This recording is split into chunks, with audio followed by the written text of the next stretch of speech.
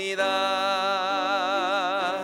내 영혼 거룩한 은혜를 향하여 내 마음 완전한 하나님 향하여 이곳에서 바로 이 시간 하나님을 예배합니다. 하나님을 예배합니다.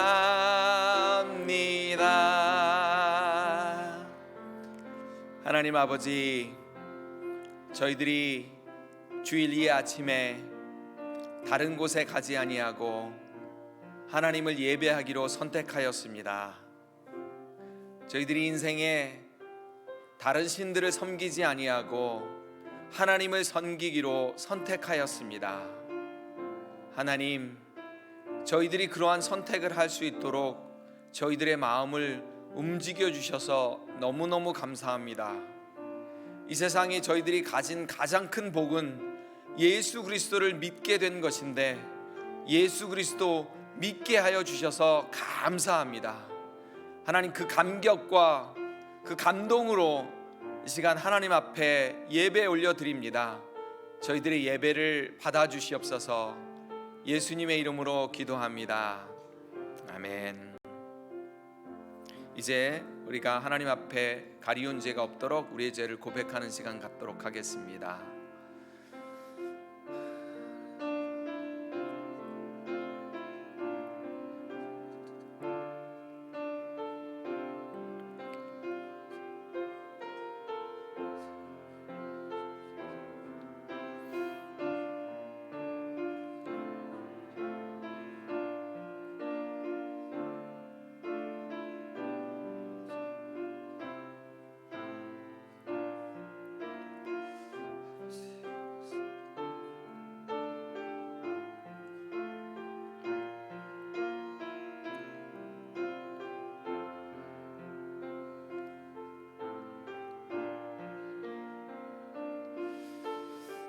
그러므로 이제 그리스도 예수 안에 있는 자에게는 결코 정죄함이 없나니, 이는 그리스도 예수 안에 있는 생명의 성령의 법이 죄와 사망의 법에서 너를 해방하였음이라.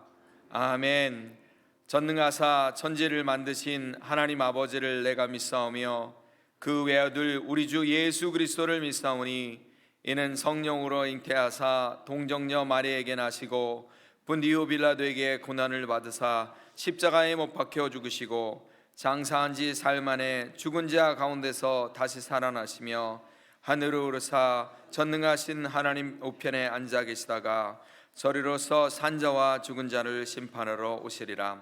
성령을 믿사오며 거룩한 공회와 성도가 서로 교통하는 것과 죄를 사하여 주시는 것과 몸이 다시 사는 것과 영원히 사는 것을 믿사옵나이다. 아멘. 자리에 앉으셔서 32장 찬양 드리도록 하겠습니다.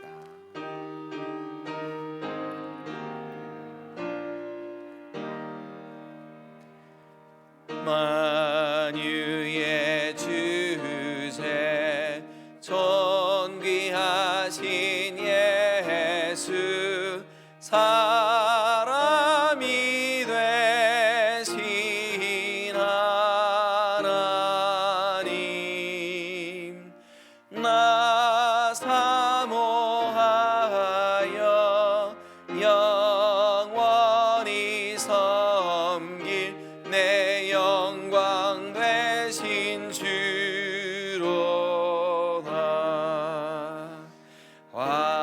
화려한 동산 무성한 저수목 다 아름답고 묘하나, 순전한 예수 더 아름다워 봄 같은 기쁨 주시네.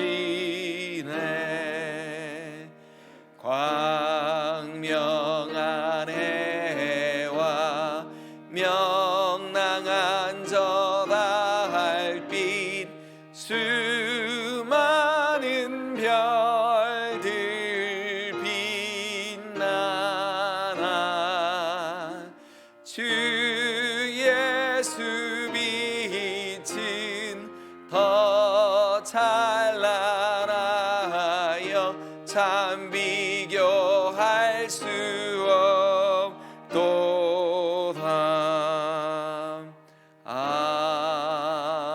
아멘. 박영재 장로님께서 저희를 대표하여서 기도해 주시겠습니다.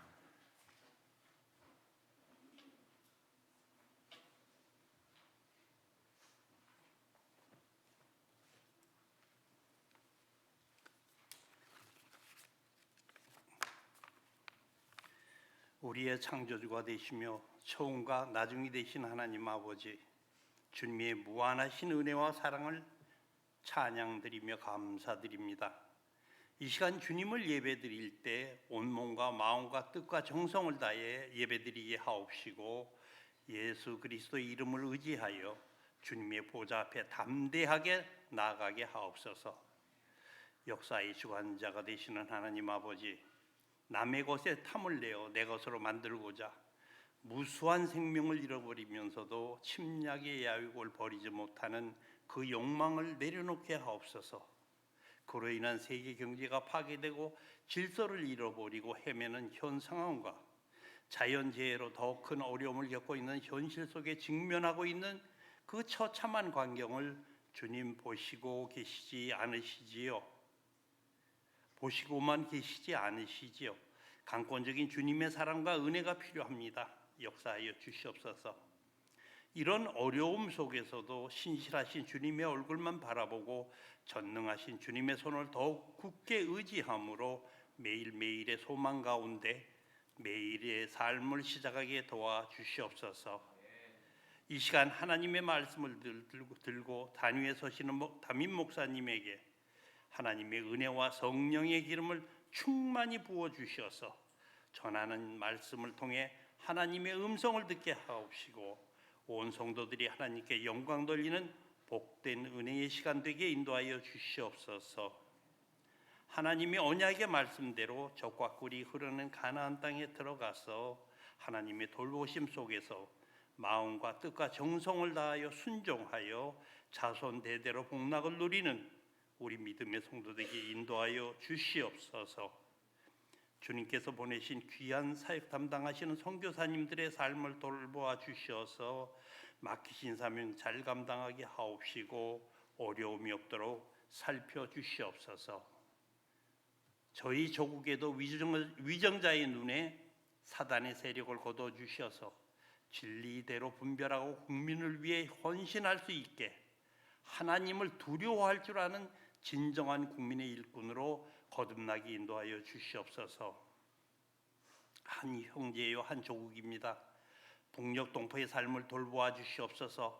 아사자가 속출하고 있다 하오니 북녘 지도자 집단에 강권적인 은혜로 깨우침을 주시옵고 변화시켜 주시옵소서.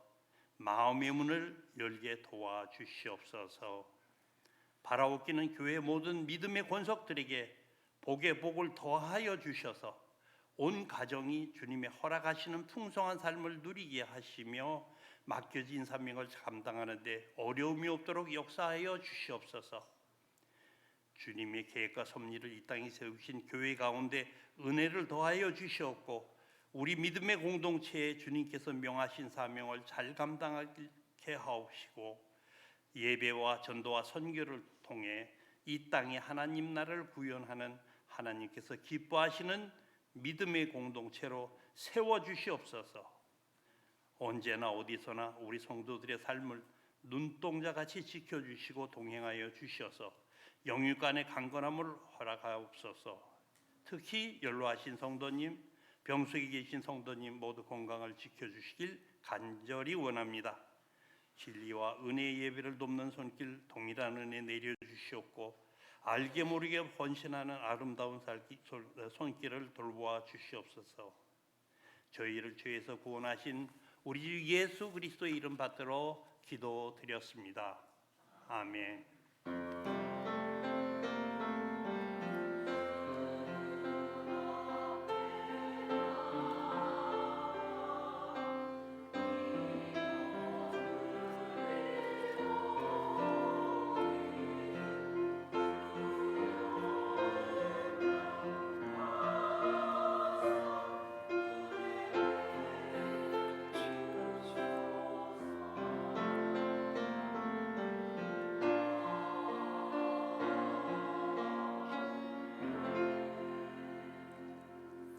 다 같이 일어나셔서 하나님의 말씀 봉독하도록 하겠습니다. 신명기 11장 9절로 17절입니다. 또 여호와께서 너희의 조상들에게 맹세하여 그들과 그들의 후손에게 주리라고 하신 땅 곧 젖과 꿀이 흐르는 땅에서 너희의 날이 잔고하리라. 내가 들어가 차지하려는 하는 땅은 내가 나온 애굽 땅과 같지 아니하니 거기에는 너희가 파종한 후에 발로 물대기를 채소밭의 댐과 같이 하였거니와 너희가 건너가서 차지할 땅은 산과 골짜기가 있어서 하늘에서 내리는 비를 흡수하는 땅이요 내 하나님 여호와께서 돌봐 주시는 땅이라. 연초부터 연말까지 내 하나님 여호와의 눈이 항상 그 위에 있느니라. 내가 오늘 너희에게 명하는 내 명령을 너희가 만일 청종하고 너희의 하나님 여호와를 사랑하여 마음을 다하고 뜻을 다하여 섬기면 여호와께서 너희 땅에 이른 비 늦은 비를 적당한 때에 내리시리니 너희가 곡식과 포도주와 기름을 얻을 것이요 또 가축을 위하여 들에 풀이 나게 하시리니 내가 먹고 배부를 것이라. 너희는 스스로 삼가라. 두렵건대 마음에 미혹하여 돌이켜 다른 신들을 섬기며 그것들에게 절하며 여호와께서 너희에게 진노하사 하늘을 닫아 비를 내리지 아니하여 땅이 소산을 내지 않게 하심으로 너희가 여호와께서 주신 아름다운 땅에서 속히 멸망할까 하노라. 아멘. 우리 성가대 찬양하도록 하겠습니다.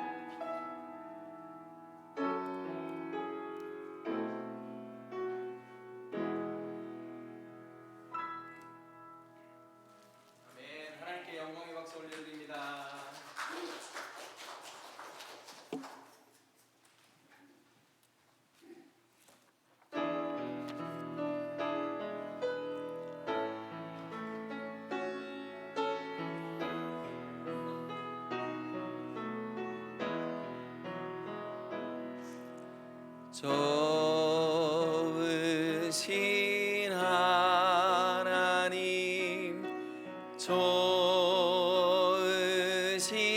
하나님, 참 좋으신 나의 하나님.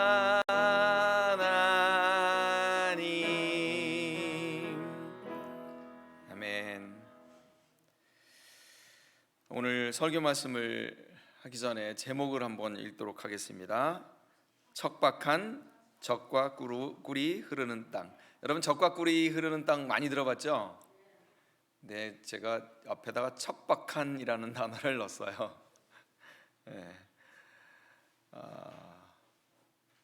어떤 의미인지 한번 살펴보도록 하겠습니다. 오늘 성경 본문을 보니까 모세가 지금 애굽 땅을 나와서 광야 40년 생활을 이제 마치고 이제 젖과 꿀이 흐르는 약속된 땅, 가나안 땅을 들어가게 되면서 이 가나안 땅이 어떤 땅인지에 대해서 애굽 땅과 비교하여서 이야기하고 있는 본문이에요. 애굽 땅은 이렇고 가나안 땅은 이렇다. 그러니까 너희들이 어떻게 영적인 준비를 해야 된다라고 모세가 준비시키는 말씀입니다. 성경은 여러분들이 잘 아시는 것처럼 가나안 땅을 일으켜서 젖과 꿀이 흐르는 풍요롭고, 그쵸? 푸른 초장이 쫙 펼쳐지고 이런 땅이어야 되는데 목사님이 거기 앞에다가 척박한 이런 뜻을 넣었어요. 과연 어떤 의미일지. 우리가 많은 분들이 이 젖과 꿀이 흐르는 땅에 대한 오해를 하고 있어서 제가 그 오해를 바로 잡고자 말씀을 준비하였습니다. 첫 번째, 가나안 땅이 가지고 있는 특징에 대해서 얘기할 거고요.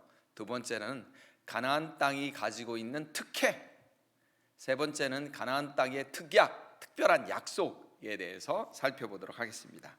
첫 번째, 가나안 땅의 특징입니다.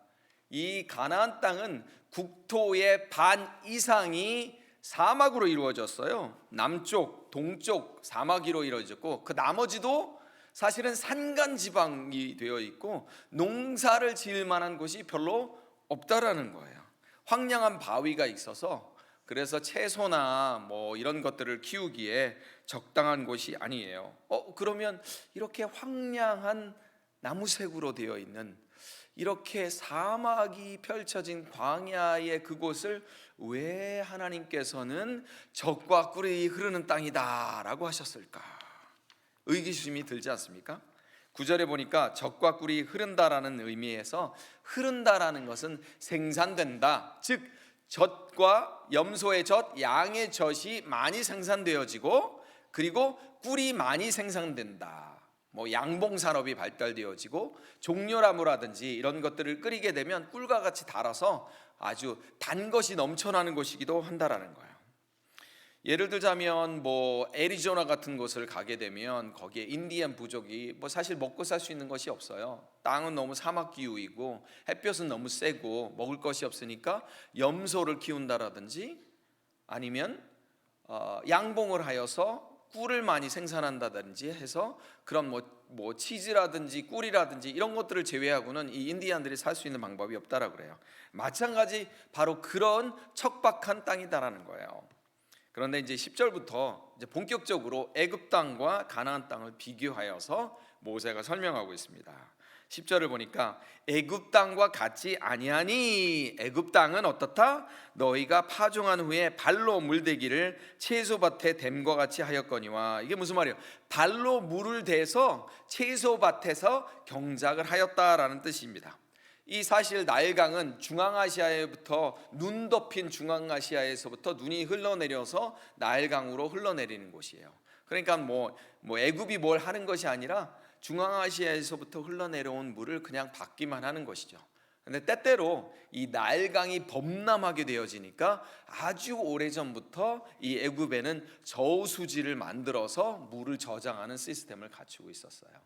그러면 여기 발댔다, 발로 물대기를 했다라는 것은 무슨 일이냐면 저수지에 있는 것을 수로를 통해서 이 밭이나 식물들을 키울 수 있는 경작지에 물을 댔다라고 하는데, 그때 수로의 발을 이용해서 물을 퍼내는 그 인간의 발로 이렇게 펌프질을 하는 것처럼 이렇게 물레방아를 돌리는 그 물건을 샤두프라고 한답니다. 그러니까 이 샤두프라고 하는 조그만 물레방아를 발로 저어서 저장된 물을 밭이나 경작지에다가 이렇게 흘러보내는 것.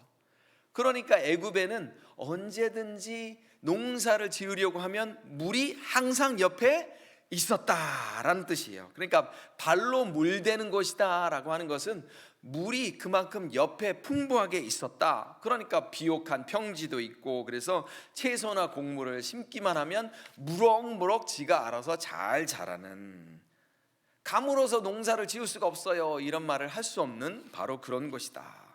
특별하게 이 히브리 사람들이 있었던 고센 땅이라고 들어봤잖아요. 이 고센 땅에는 나일강의 하류 쪽에 있어서 나일강이 범람을 하게 되면 이 나일강이 범람해서 이 상류에 있던 모든 비타민, 미네랄 이런 영양분들이 그 땅에 쫙 펼치게 되니까 항상 비옥한 그런 땅이었다라는 거예요.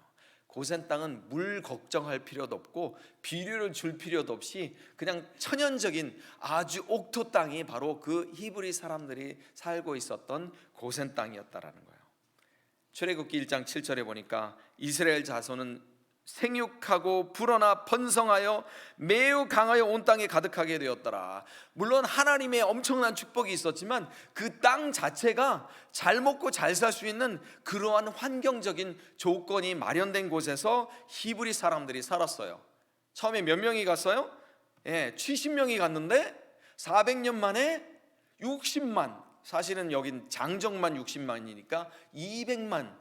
그래서 인구 통계학자들이 얘기하기를 이거는 거짓말이다. 이렇게 400년 만에 70명이 어떻게 400만 명이 되냐 할 수 있도록 하나님께서 놀라운 축복을 주시기도 하였지만 이 땅 자체가 그렇게 사람들을 건강하게 만들 수 있는 비옥한 땅이었다라는 거예요. 그래서 민수기 16장 13절에 보면 가나안 땅을 젖과 꿀이 흐르는 땅이라고 하지 않고 애굽 땅을 젖과 꿀이 흐르는 땅이다라고 사람들이 그렇게 명명을 하는 장면이 나와요. 모세에게 반란을 일으키고 애굽을 젖과 꿀이 흐르는 땅이라고 하는데 민수기 16장 13절에 보니까 내가 우리를 젖과 꿀이 흐르는 땅에서 이끌어내어 광야에서 죽게 하려 한다. 네가 왕이 되려고 우리를 그렇게 하였구나 라고 하면서 가나안 땅을 젖과 꿀이 흐르는 땅이 아니라 애굽이 젖과 꿀이 흐르는 땅이다 라고 이렇게 생각을 하고 있다는 거예요. 그러면 이들의 말에 의하면 사실은 젖과 꿀이 흐르는 땅은 비옥한 땅이다 이렇게 말할 수가 있겠다라는 거예요. 객관적으로 볼 때, 환경적으로 볼 때 젖과 꿀이 흐르는 땅은 가나안 땅이 아니고 바로 애굽의 고센 땅이 맞는데 하나님께서는 그 땅에서 나와서 이 척박한, 오히려 더 척박한 가나안 땅을 두고 젖과 꿀이 흐르는 땅이다 이렇게 말씀하고 계시다라는 거예요. 그러면 본격적으로 그러면 가나안 땅은 어땠는지, 애굽 땅은 물이 풍부한 땅이었는데 가나안 땅은 어땠는지 기록하고 있다라는 거예요. 11절을 보니까 산과 골짜기가 있어서 하늘에서 내리는 비를 흡수하는 땅이다. 비가 내리면 비가 거기 땅에 머물지 않고 그냥 밑으로 빠져버리는 땅이다 이런 뜻이에요. 산과 골짜기라는 얘기는 거기 평지가 없어서 농사를 짓기에 부적합한 땅이다라는 얘기고, 그마저도 땅이 물이 비가 오게 되면 그냥 밑으로 쑥 빠져버리는 땅이어서 물을 저장할 수가 없는 땅이다. 그곳이 어떤 땅이다? 가나안 땅이다라고 이야기를 하고 있다는 거예요. 즉 곡물과 채소를 경작하기에 좋은 땅이 아니다라는 거예요. 물을 가두어서 경작을 해야 될 텐데, 그러니까 하늘에서 내리는 비만 바라보고 비가 내려야 농사를 질 수 있는 그런 땅이 바로 가나안 땅이다. 순전히 하늘만 바라보고 하늘만 의지하는 농사를 해야 되는 곳이 바로 가나안 땅이기 때문에 가나안의 농사는 하늘에 의지하는 그런 농사다. 가나안 땅은 뭐예요? 물에 의지하는, 땅에 있는 물을 의지하는 그런 농사였는데 애굽 땅은 바로 땅에 있는 물을 의지하는 농사였는데 가나안 땅은 하늘에 있는 물을 의지하는 땅이었다. 우리의 성경을 찾아보면 가나안 땅에 대한 다른 많은 기록들이 있어요. 여러분 창세기 12장에 그 아브라함이 살고 있을 때에 또 그 땅에 기근이 들어서 애굽으로 내려가는 모습이 나오잖아요. 그렇죠? 그리고 또 창세기 26장 이삭도 가나안 땅에 기근이 들어서 또 애굽으로 가요. 그렇죠? 요셉 때도 어떻게 했어요? 가나안 땅에 기근이 들어서 애굽으로 곡식을 찾아서 내려왔잖아요. 엘리사 시대에는 무려 3년 반이나 기근이 있었고, 엘리야 시대에는, 엘리사 시대에는 7년이나 기근이 있었고, 그러니까 뻑하면 가나안 땅에는 늘 기근이 있었던 곳인데 거기를 어떻게 젖과 꿀이 흐르는 땅이다라고 이렇게 명명하고 있다라는 거예요. 이렇게 자주 기근이 가뭄이 있는 이 땅을 어떻게 젖과 꿀이 흐르는 땅이다라고 말할 수 있느냐라는 거예요. 이것은 바로 육적인 관점이 아니라 영적인 관점으로 젖과 꿀이 흐르는 땅이다라고 지금 하나님께서 말씀을 하고 계시다라는 거예요.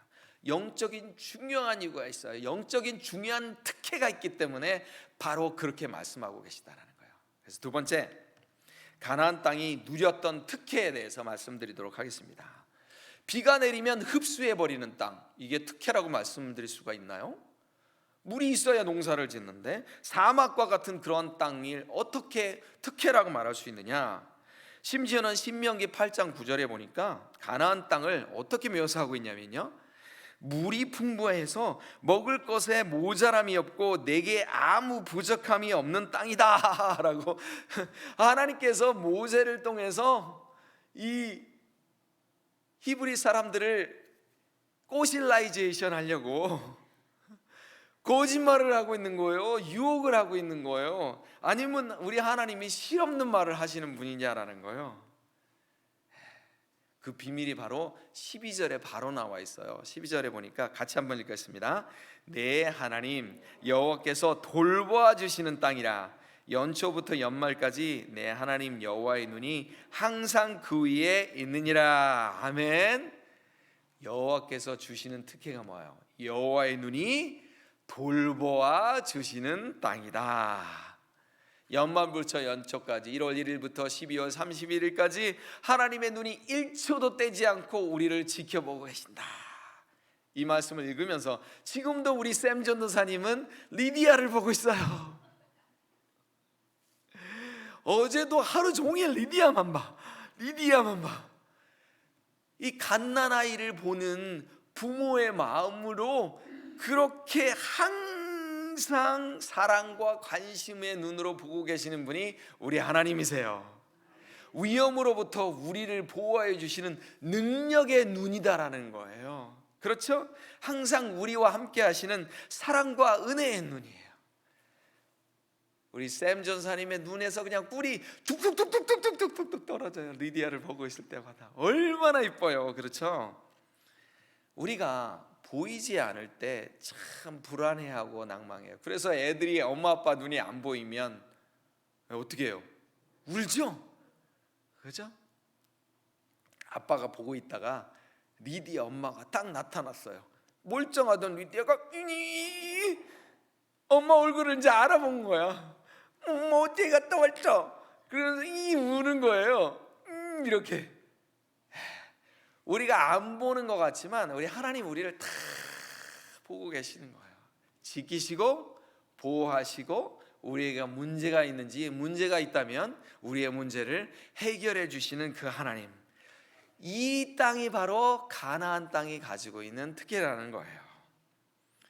여러분, 애굽 땅과 가나안 땅의 환경적인 것에 주목해 볼 필요가 있어요. 땅 짓고 헤엄치듯이 그렇게 농사를 짓는 곳이 바로 애굽 땅이었어요. 그러나 가나안 땅은 비가 내리지 않으면 농사를 지을 수 없는 곳이에요. 그러니까 너무 힘든 땅 아니에요 라고 할 수 있겠지만 그곳은 바로 하나님께서 우리의 생사 여부를 쥐고 계시는 땅이기 때문에 특혜를 받은 땅이다 라고 할 수 있다는 거예요. 하나님 입장에서 보면, 사람 입장에서 보면 애굽 땅이 젖과 꿀이 흐르는 땅이지만 하나님의 입장에서 보면 바로 가나안 땅이 히브리 백성들이 하나님을 신뢰할 수 있게 만들기 때문에 바로 그것이 젖과 꿀이 흐르는 땅이다라는 것입니다. 애굽 땅과 너희가 가서 차지할 땅, 즉 가나안 땅은 바로 인본주의와 신본주의를 나누는 그런 관점이 되는 것이고요, 세상적인 관점과 영적인 관점을 나누는 것이고, 또 불신자와 성도를 나누는 바로 분기점이 된다라는 거예요. 여러분, 젖과 꿀이 흐르는 땅은 어디에 고정된 그런 GPS로 찾을 수 있는 것이 아니라 우리가 하나님을 섬기고 그분을 따르고 그분과 함께 교제를 하려고 하는 바로 그곳이 바로 가나안 땅이다 라는 얘기입니다. 그렇다면 기근이 많은 곳도 가나안 땅이 될 수 있는 것이고, 심지어는 광야도 가나안 땅이 될 수 있다라는 것입니다. 히브리인들에게 고센 땅은 사실은 젖과 꿀이 흐르는 땅이 아니었어요. 거기에는 하나님이 필요 있어요, 없어요? 하나님 필요 없어요. 하나님 없어도 물이 이렇게 풍성한데, 그러니까 어떻게 했어요? 그들을 바로 왕을 세워서 핍박하게 함으로 해서 그 땅을 나오게 한 거예요. 하나님 필요 없습니다. 내가 잘 먹고 잘 살고 있습니다. 하나님 기도하지 아니하여도 우리 아이들, 우리 딸은 잘 크고 있고요, 사업은 번창하고 있고요, 뭐 건강도 하고 있는데 내가 하나님이 뭐가 필요해요? 라고 하는 그 애굽 고센 땅에서 하나님께서 사랑하시니까 이 백성들을 끄집어내고 있는 것입니다. 저도 그런 삶을 살았어요. 이곳이 참 좋습니다. 참 정말 평안하구나. 기도할 게 없는 거예요. 뭐 다 잘 되니까 기도할 게 없는 거예요. 그러니까 그냥 감사합니다만 하고 그냥 즐기고 놀고, 저도 그런 삶을 살았던 그런 기억이 나요. 그러나 하나님께서는 애굽 땅에서 머물러 있는 이 백성들을 끄집어내셔서 하나님을 예배하는 법을 가르치시고 하나님을 섬기는 법을 가르치셨다는 거예요. 여러분, 우리의 삶이 지금 애국과 같이 곰핍하고 힘들고 그렇지 않고 너무너무 즐겁다라고 한다라 그러면 하나님의 타치가 지금 없는 거예요. 그런데 우리가 가나안 땅에 있는 것처럼 왜 이렇게 힘들까? 어려울까? 그러면 하나님께서 지금 여러분들을 타치하고 계시다라는 거예요. 이놈의 다리는 언제 낫는겨? 이놈의 심장은 언제쯤 나아지는겨? 이놈의 눈은 언제 회복이 되는겨? 우리 가정의 경제는 언제쯤 회복되는 거야?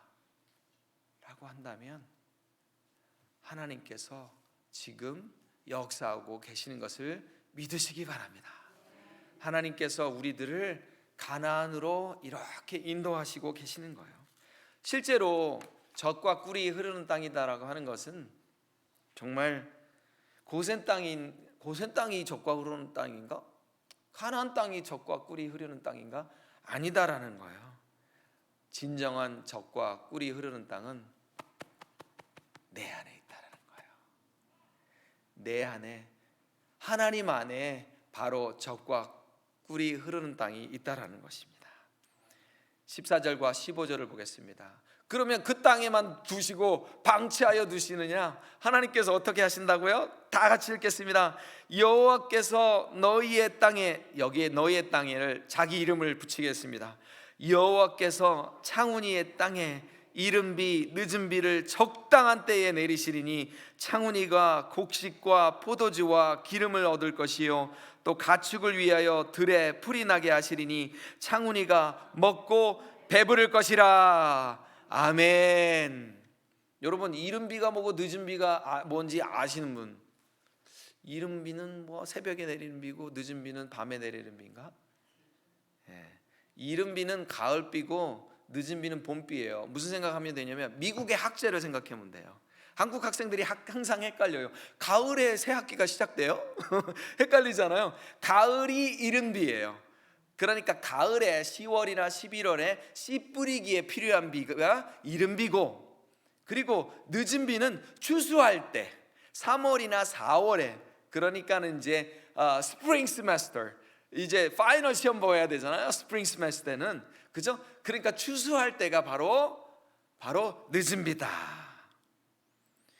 이른 비와 늦은 비를 언제 내려주신다고요? 적당한 때에. 아멘. 따라해 보세요. 하나님의 적당한 때는 한 번도 미스하는 적이 없습니다. 아멘. 그 나머지는 뭐예요? 건기라는 뜻이에요.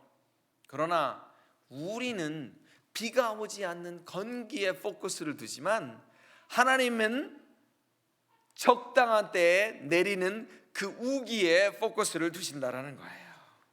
정답이 땅에 있다라는 것이 아니에요. 하나님께서 비를 적당하게 내리시느냐 안 내리시느냐, 그게 중요하다라는 것입니다. 그러니까 특혜죠. 그렇죠? 땅을 흡수하는 땅에 우리를 인도하셨기 때문에 하나님만 바라볼 수 있게 하신 것이 특혜고, 하나님께서 적당한 때에 이른 비와 늦은 비를 내려주시니 그것이 바로 특혜다. 마지막으로 특약입니다.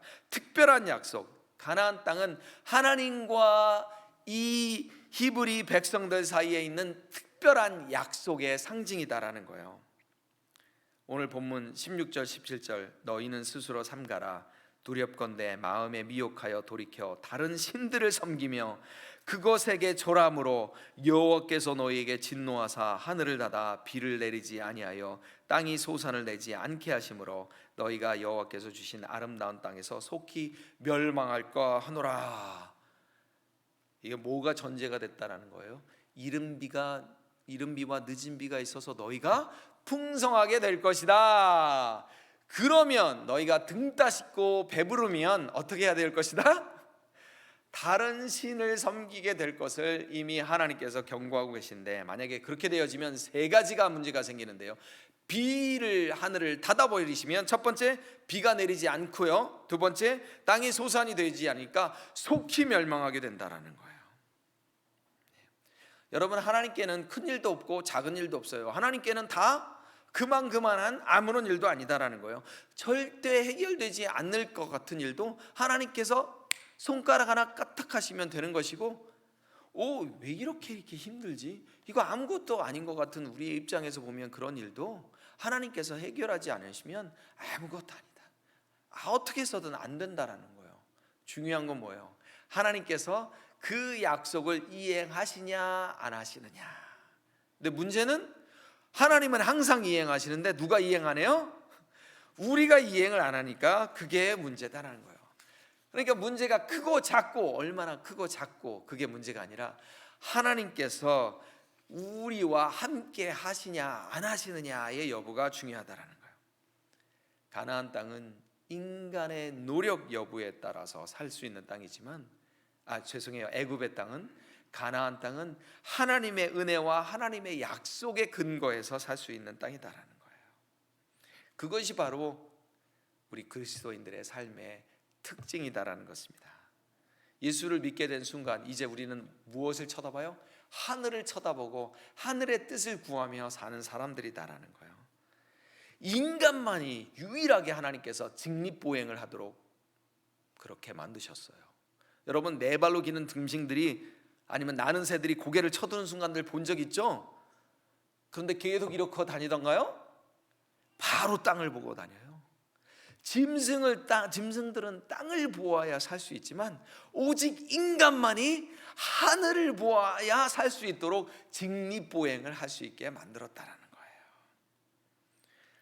짐승들은 땅을 보지만 사람은 하나님께서 그렇게 짓지 않으셨다라는 거예요. 그럼에도 불구하고 하늘을 바라보지 않는 자들에 대해서 이 시편 기자가 뭐라고 얘기했냐면, 존귀에 처하나 깨닫지 못하는 사람은 멸망하는 짐승 같도다. 뭐예요? 짐승과 구별하여서 하나님의 이미지대로 하늘을 보도록 하나님께서 창조하였는데, 자꾸 땅의 것들만 보니까 짐승하고 똑같이 그렇게 비유하여 얘기하고 있다는 거예요. 자기의 노력으로 자기가 원하는 삶에서 하나님의 약속을 바라보며 하나님께서 원하시는 삶으로 살아야 그게 우리가 약속을 지키는 백성이 된다라는 거예요. 그것이 바로 믿음입니다. 히브리서 11장 1절에 뭐라고 그랬어요? 다 같이 읽겠습니다.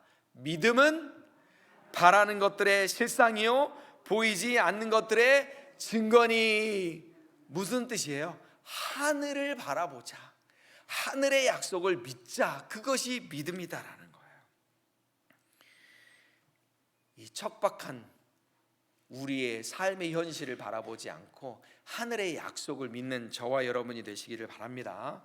하나님은 반드시 그분의 약속을 언제 지키세요? 적당한 때에.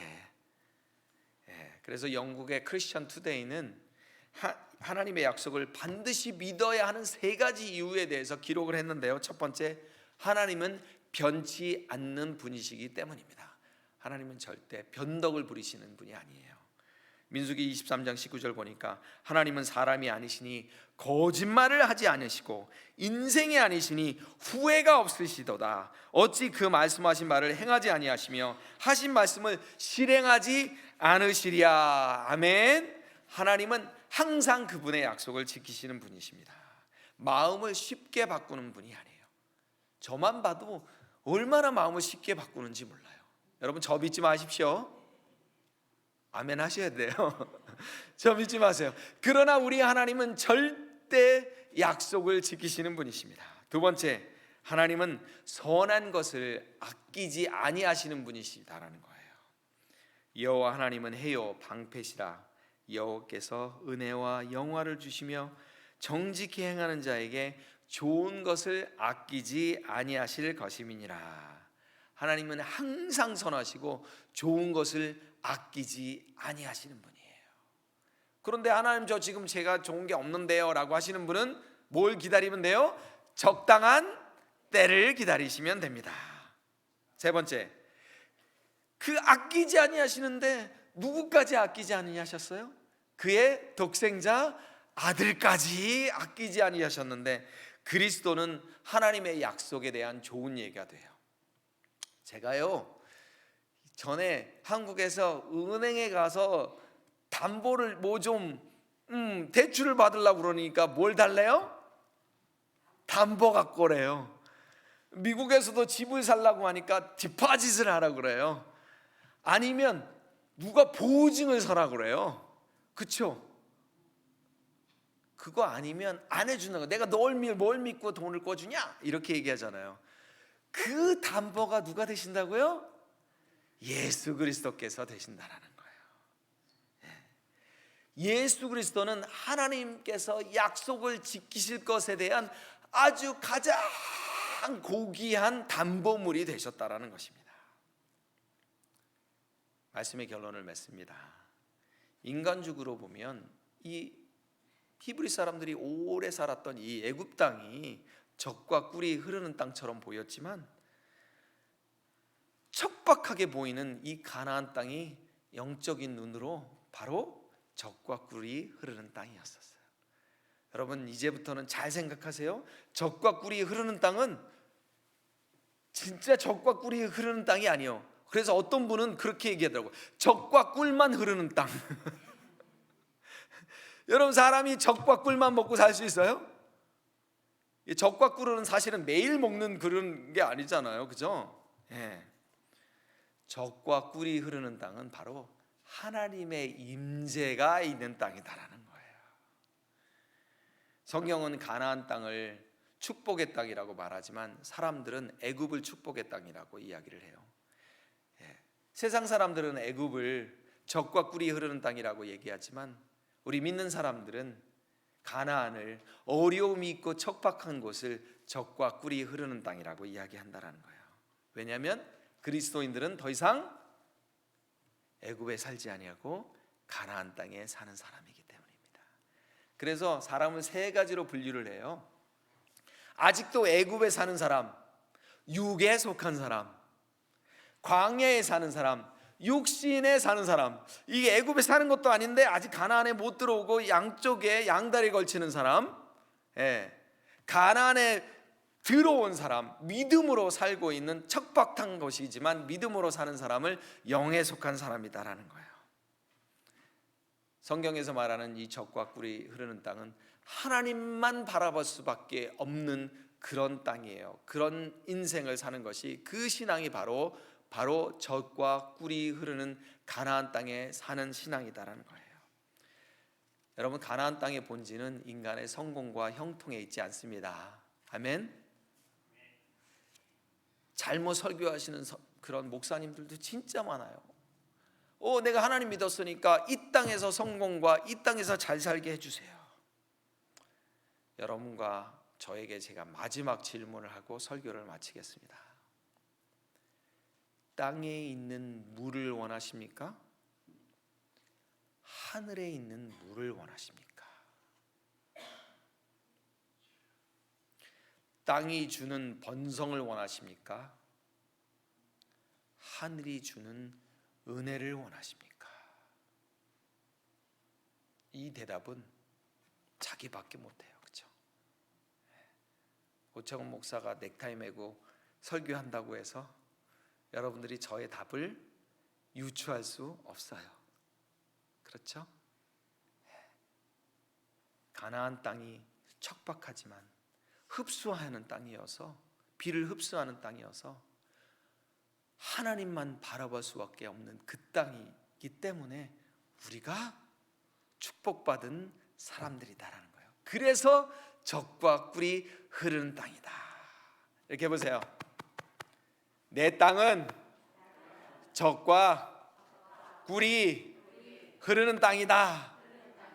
때때로 척박하기도 하지만 하나님께서 적당한 때에 비를 내려주신다. 아멘. 기도하겠습니다. 하나님, 고맙습니다.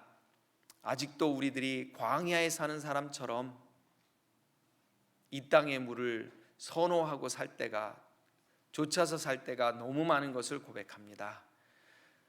그렇게 자식들을 키우고, 그렇게 비즈니스를 하고, 때로는 그렇게 저희들이 신앙생활을 하기도 합니다. 하나님, 저희들이 하늘을 바라보는, 하늘만 바라보는 그러한 신앙생활을 하게 하여 주셔서 하늘의 비를 사모하여서 가나안 땅에 사는 그러한 신앙인들이 될 수 있도록 축복하여 주시옵소서. 예수님의 이름으로 기도합니다. 아멘. 347장 준비하신, 찬양 드리면서 준비하신 예물 봉헌하도록 하겠습니다.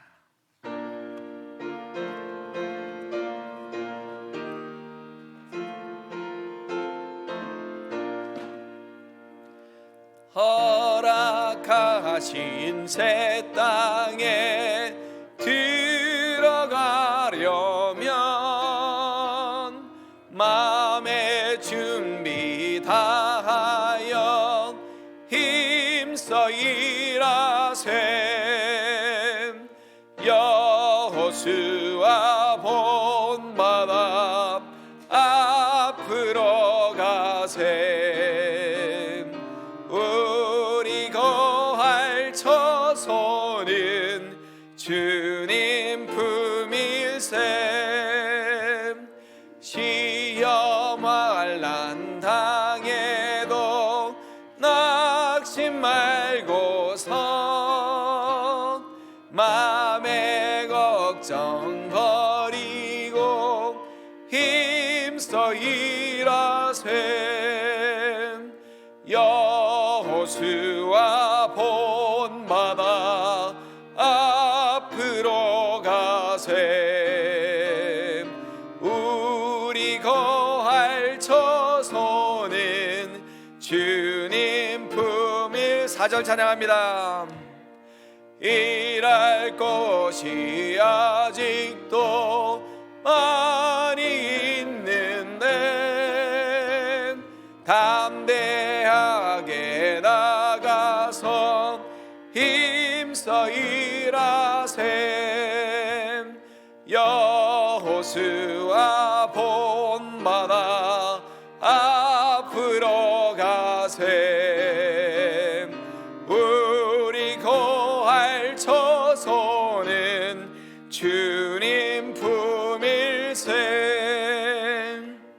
하나님 아버지 감사합니다. 하나님께서 적당한 때에 이른 비와 늦은 비를 주셔서 저희들이 씨앗 뿌리게 하시고 추수하게 하여 주셨사오니 감사합니다. 저희들이 추수한 수확물을 가지고 이 시간 하나님 앞에 나왔습니다. 11조를 드리고 감사 예물을 드리고 또 하나님 주일 헌금을 드리고 선교 헌금을 드렸습니다.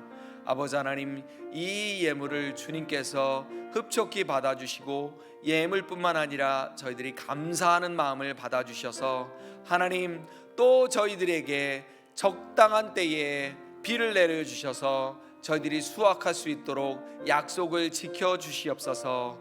하나님 감사합니다. 이 하나님 예물이 쓰여지는 곳곳마다 또한 새로운 씨앗이, 말씀의 씨앗, 하나님 그리스도의 사랑의 씨앗이 뿌려질 수 있도록 축복하여 주시옵소서. 예수님의 이름으로 기도합니다. 아멘.